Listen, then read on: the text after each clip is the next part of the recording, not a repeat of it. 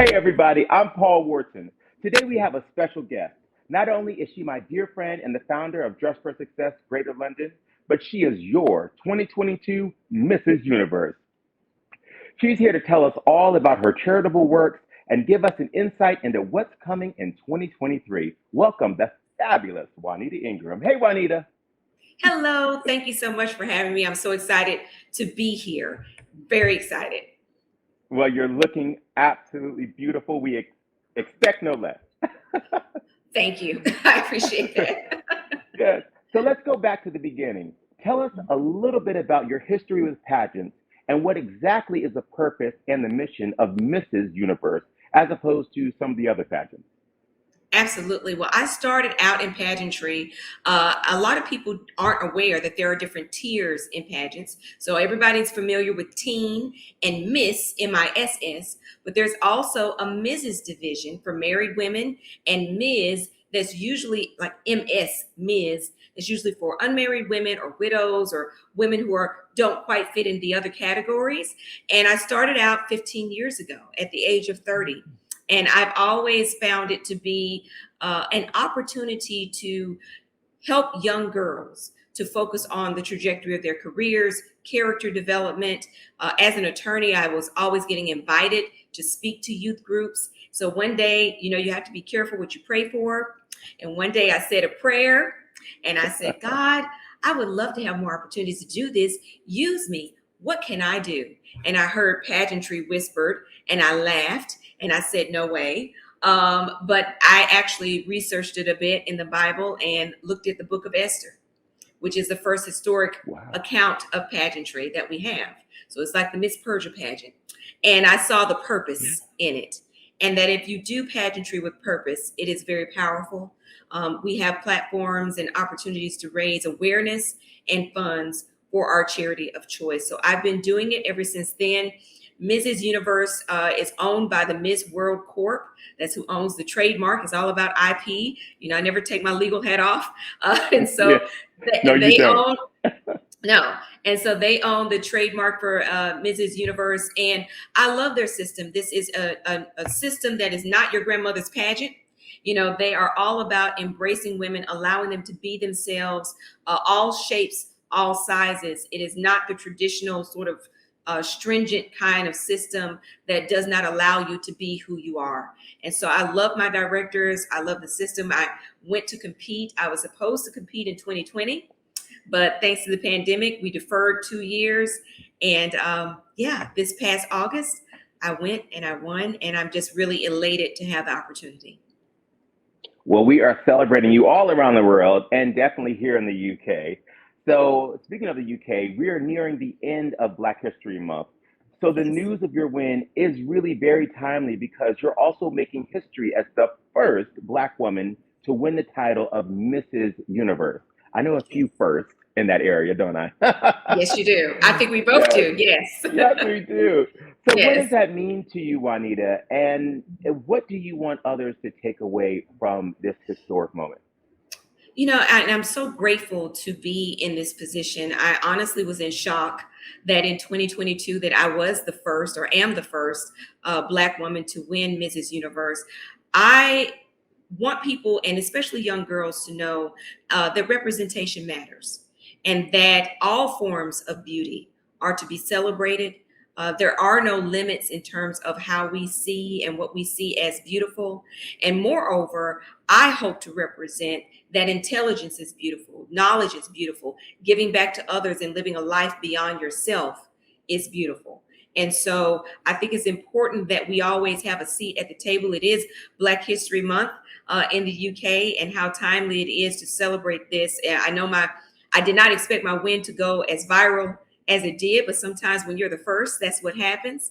But I think it's so important that we acknowledge that sometimes different standards of beauty have been set. And it is important to have diversity and inclusion in all areas of life. And that includes this arena as well. Yes, it does. So, what many may not know is your title as Mrs. Universe serves a greater purpose. You've mentioned a couple of times, even here today, pageantry with purpose. Tell us, Yes. what does that mean? I think it's a misnomer sometimes that beauty systems only exist to validate the external. But this system, and in most pageant systems, you have a charity of choice. And my charity of choice, of course, is Dress for Success Greater London. And I'm also the founder of Dress for Success Chattanooga.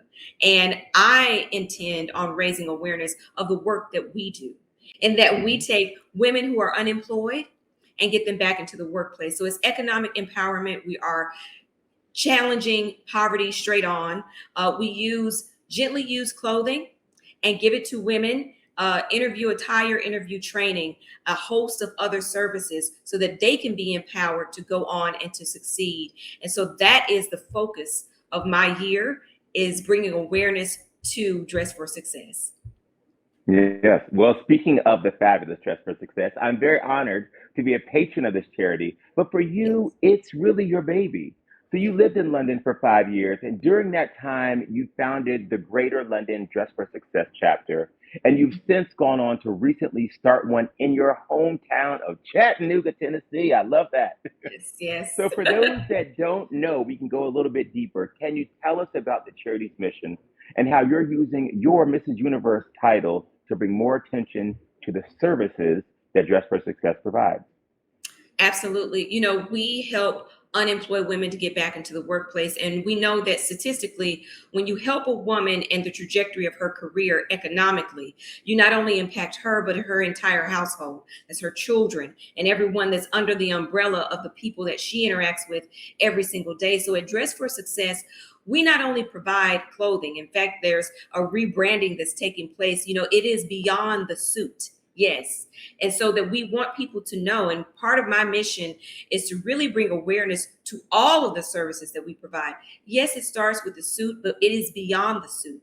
We give interview training, resume reviews, a host of different services. We have a wonderful program called Transit Forward in London that we are piloting and rolling out, that really helps build confidence from the inside out, both professional and personal. And so we really help women holistically. I've often said, if a woman doesn't have clothes in her closet in order to be successful, there's a host of other things that she may need.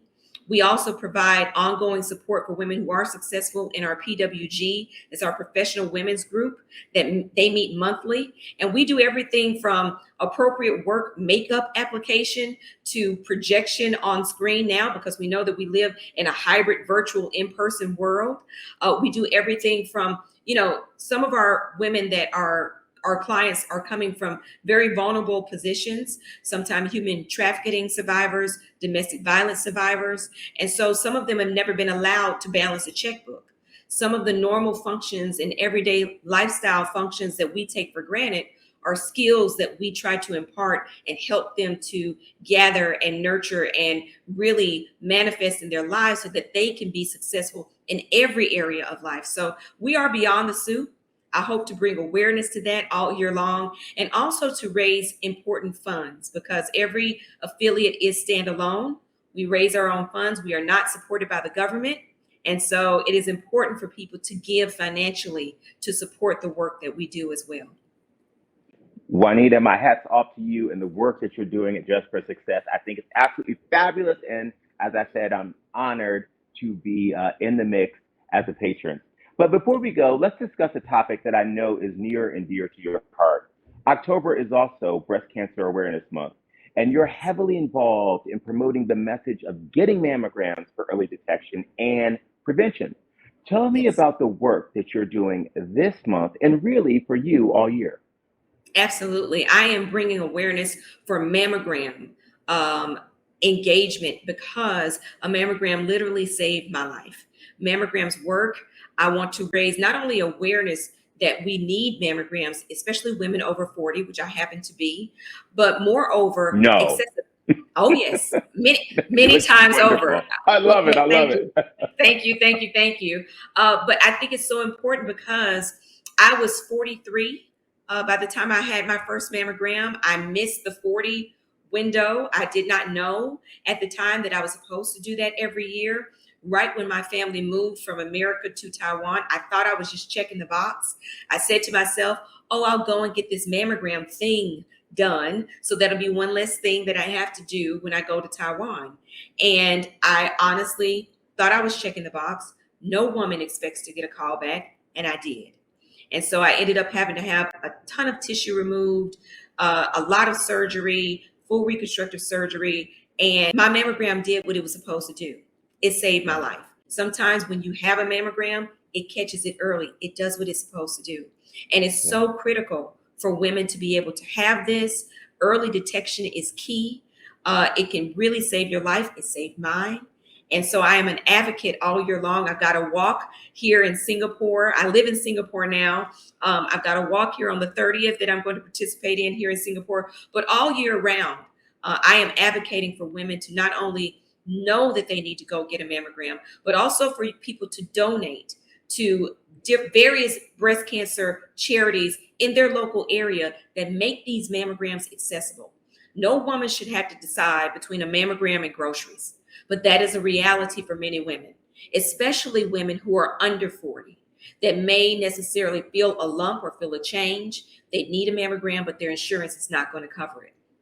So we need to make mammograms accessible to everyone by donating and making them financially feasible for all women.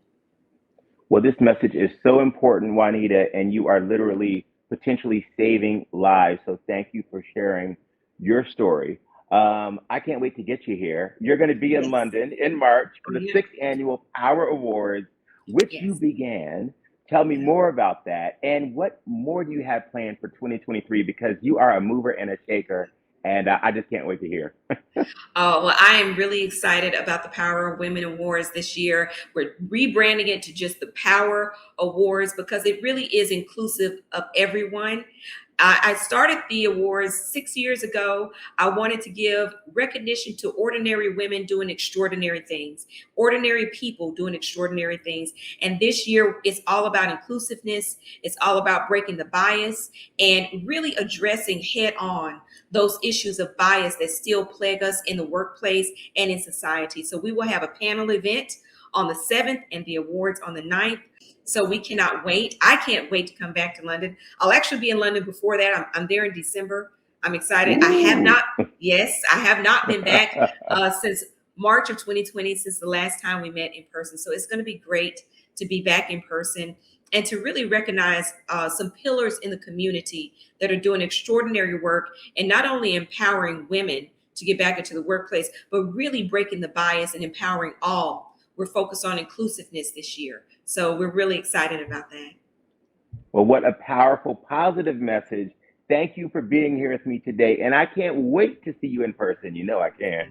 I know. Be sure to follow Juanita on Instagram and Facebook at I am Juanita Ingram. And of course, check out Dress for Success, Greater London. Juanita, you're just absolutely fabulous. And just thank you. Thank you. And thank you so much for being our official patron of Dress for Success Greater London. We could not have a better patron than you, and we appreciate all that you do to bring awareness to what we do as a charity. So thank you. Well, it is my honor. I will see you soon, my sister. Yes, you will. Bye, everyone. Bye. Bye.